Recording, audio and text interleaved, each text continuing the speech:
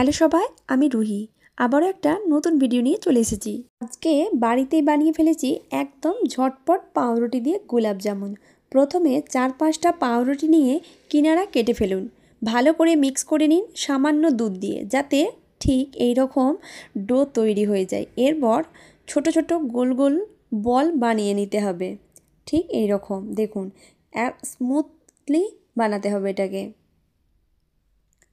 এরপর চুলায় তেল দিয়ে হালকা আঁচে ভেজে নিতে হবে।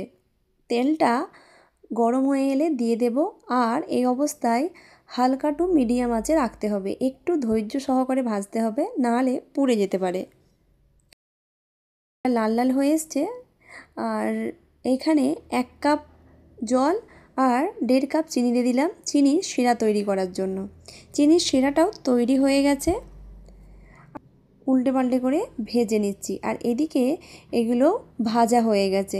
তারপর আর কি, গরম গরম শিরাটা এর মধ্যে ঢেলে দেব। আর এই দেখুন, খুব ইজিলি তৈরি হয়ে যাবে গোলাপ জামুন। দেখুন, মনে হচ্ছে না দোকান থেকে কিনে আনা।